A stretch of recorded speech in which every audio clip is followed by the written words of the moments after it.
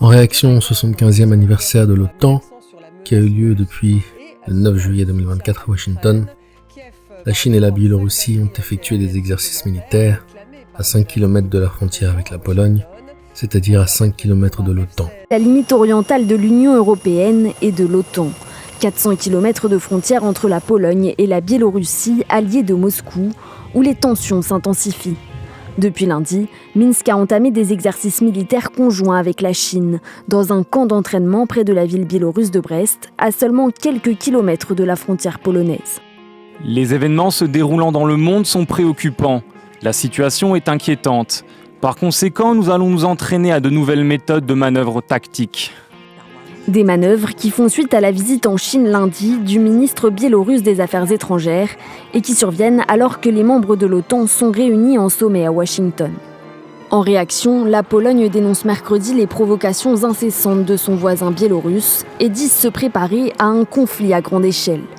Varsovie annonce renforcer sa présence militaire à la frontière qui passera de 6 000 à 8 000 soldats, auxquels s'ajouteront 9 000 réservistes mobilisables en 48 heures. Mais au-delà de l'aspect militaire, la Pologne accuse aussi la Biélorussie de faire entrer des migrants en Europe par sa frontière. Selon les autorités, les tentatives de franchissement illégal ont augmenté ces derniers mois pour atteindre près de 400 par jour. Nous le disons très clairement à la partie biélorusse et non à la Chine, et nous le disons directement. Nous sommes prêts à toute solution dans ce domaine, car nous ne permettrons pas que cette crise migratoire soit provoquée par la Biélorussie pour durer indéfiniment.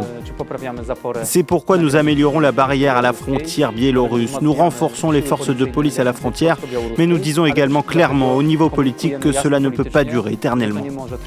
Varsovie compte investir plus de 2 milliards d'euros pour sécuriser sa frontière avec la Biélorussie, mais aussi avec l'enclave russe de Kaliningrad. Le dragon chinois prépare ses soldats à la guerre qui arrive. C'est une guerre que la Chine est capable de gagner elle seule, au vu de ses forces considérables et de sa maîtrise du vol hypersonique. Ce qui s'est passé cet été, c'est que les Américains ont détecté 2 essais.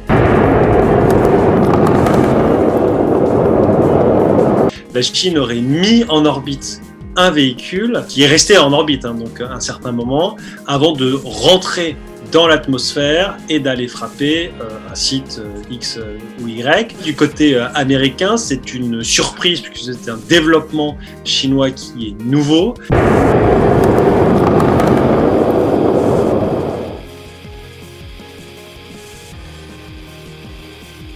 Par ailleurs, au cours de ce sommet, Zelensky va confirmer une information que vous connaissez déjà si vous êtes abonné à cette chaîne, car diffusée dans la vidéo sur le président Vučić.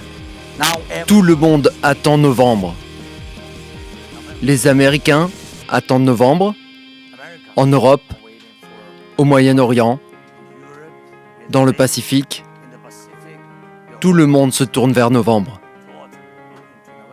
Et à vrai dire, Poutine attend novembre aussi. En effet, le monde diplomatique, militaire et l'ensemble des services de renseignement du monde entier sont tous en attente des résultats de l'élection présidentielle de novembre 2024 aux États-Unis. Aussi tragique que cela puisse paraître en dépit du génocide en cours dans la bande de Gaza, le dépeuplement et déplacement de population n'intéressent que très peu les grandes puissances, car tout ceci est programmé de longue date.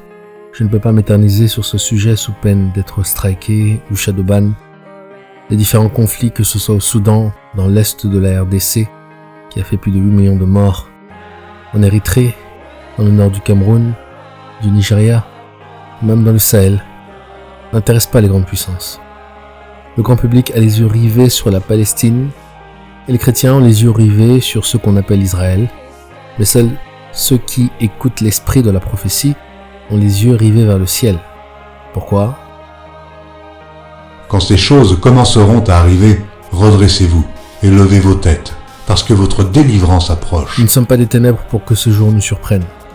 Or il est écrit que lorsque les hommes diront paix et sûreté, une ruine soudaine s'abattra sur eux.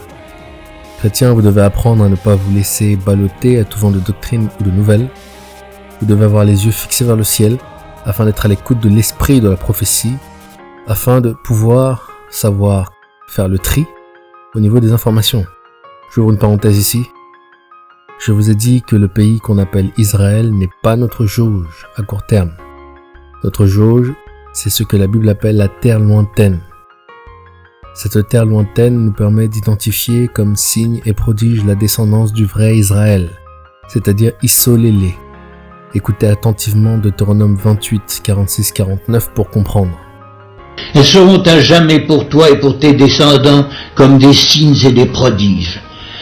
Pour n'avoir pas au milieu de l'abondance de toutes choses servi l'Éternel ton Dieu avec joie et de bon cœur, tu serviras au milieu de la faim et de la soif, de la nudité, de la disette de toutes choses, tes ennemis que l'Éternel enverra contre toi. Il mettra un joug de fer sur ton cou jusqu'à ce qu'il t'ait détruit. L'Éternel fera partir de loin des extrémités de la terre une nation qui fondera sur toi d'un vol d'aigle, une nation dont tu n'entendras point la langue. Je prépare une vidéo sur le vrai Israël sans quoi il vous est impossible de comprendre la prophétie biblique. Le lobby juif étant extrêmement puissant, il a pollué et brouillé la prophétie biblique aux États-Unis depuis plus d'un siècle et le reste du monde suit bêtement cette propagande sans remise en question. Il est temps que vous compreniez que cette histoire qu'on appelle Israël est une contrefaçon de l'Israël biblique. Nous en parlerons le moment venu. Notre jauge, c'est donc la terre lointaine. C'est celui qui plonge comme un aigle, car c'est un aigle, c'est-à-dire les États-Unis.